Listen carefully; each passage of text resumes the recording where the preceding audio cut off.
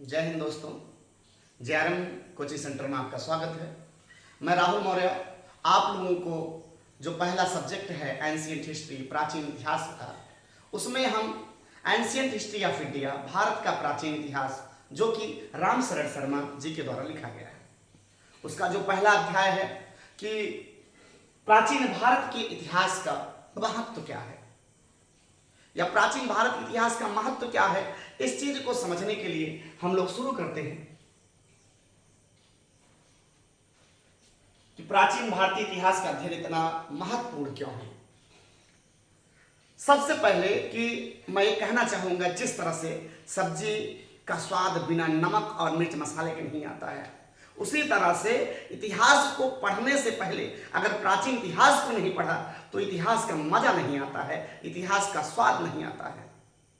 इसलिए सबसे पहला टॉपिक जो है कि प्राचीन इतिहास को पढ़ के अध्ययन क्यों इतना महत्वपूर्ण है, पहले हम इस पर चर्चा कर लेते हैं। क्या पता चलता है, क्या जानकारी मिलती है? तो प्राचीन इतिहास के अध्ययन से हमें यह जानकारी मिलती है कि जो भारत में प्राचीनतम संस्कृतियों का विकास लोगों ने कब, कहां और किस प्रकार किया, उन्होंने कृषि की शुरुआत कैसे की, कैसे उन्होंने खाद्यान्नों का संग्रह किया, उनका संरक्षण किया और कैसे उन्होंने कृषि के प्रवृत्ति को विकसित करके जीवन यापन को सुरक्षित और व्यवस्थित किया। और इस प्राचीन इतिहास से हमें यह भी जानकारी मिलती है कि उन्होंने प्राकृतिक संसाधनों का पता कैसे लगाया, उनके इस्तेमाल से जीवन यापन के साधनों का निर्माण किया। जो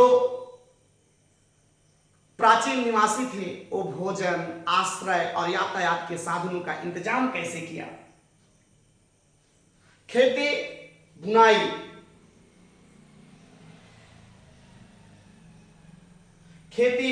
कताई, धातु निर्माण आदि क्रिया की शुरुआत कैसे की, कैसे उन्होंने वनों को काटकर शहर बनाए और शहर से फिर एक विस्तृत साम्राज्य का निर्माण किया। अब आप लोगों के समझ में आ गया होगा कि प्राचीन इतिहास के अध्ययन से हमें अपने प्राचीन भारत में कैसे लोगों ने खेती का विकास किया, कैसे उनका संग्रह और संरक्षण किया, कैसे उन्होंने वनों को काटकर शहर और फिर शहर से विश्व साम्राज्य का निर्माण किया, इसकी जानकारी मिलती है। अब हम दूसरा टॉपिक है उसको शुरू करने से पहले, यानी विविधता में एकता शुरू करने से पहले एक जानकारी आपको दें कि लोगों को दरअसल तब तक सभ्य नहीं माना जाता था जब तक उनमें लेखन कला अर्थात लिखने की कला का विकास न हो जाए। किसी भी प्रजाति के किसी भी जाति को तभी ही सभ्य माना जाता था जब उसमें लेखन कला का विकास हो जाता था, लिखने की कला विकसित हो जाती थी। तो विविधता में एकता की अगर हम बात करें, जो विभिन्न प्रजातियां हैं जिनको हम रेस बोलते हैं, और जो जनजाति समूहों के पारस्परिक जो जुड़ाव की गाथा के कारण ही प्राचीन भारतीय इतिहास काफी रोचक है।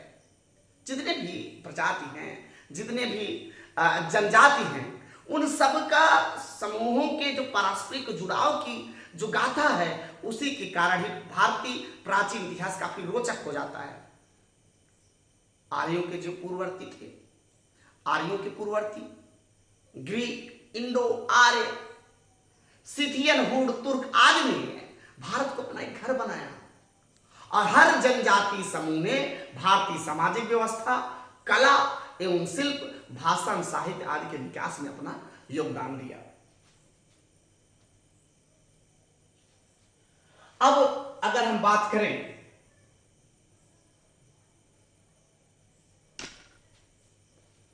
आर्यों को उत्तर वैदिक एवं पौराणिक,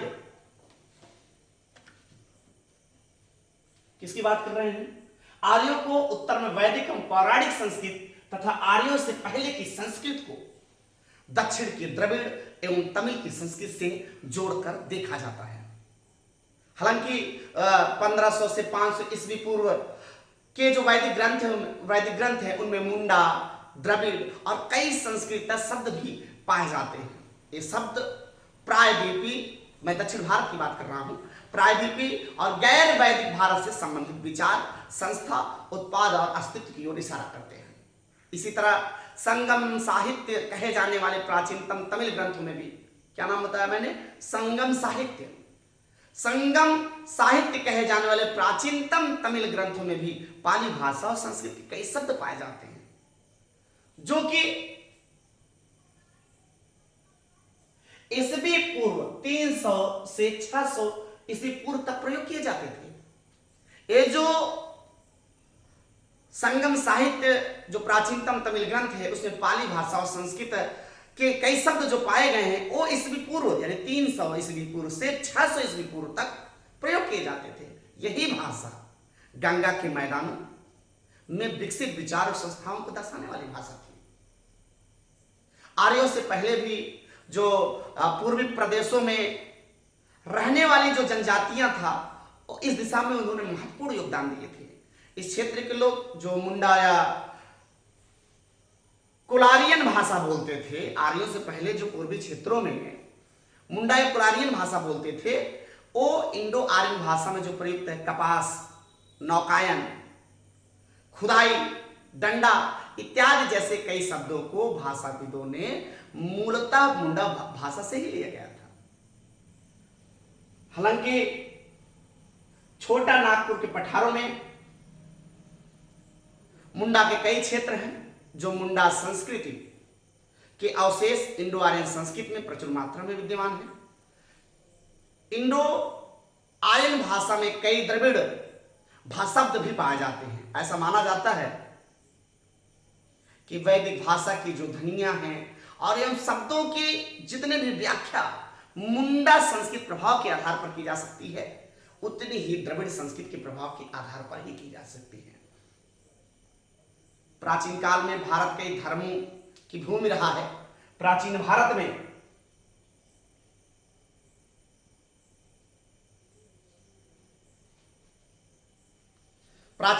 में ब्राह्मण या हिंदू धर्म, जैन और बौद्ध धर्म का जन्म हुआ। तो आज किस सबसे ज्यादा जो प्रभावशाली थे वो उस समय के जो भारतवर्ष में सबसे ज्यादा जो प्रभावशाली थे आर्य लोग, उन्हीं आर्यों के नाम पर भारत देश का नाम आर्यावर्त पड़ा। अब इसके आगे की जो व्याख्या है, जो इसकी कहानी है, मैं आप लोगों कल के वीडियो पार्ट 2 में बताएंगे। जय हिंद।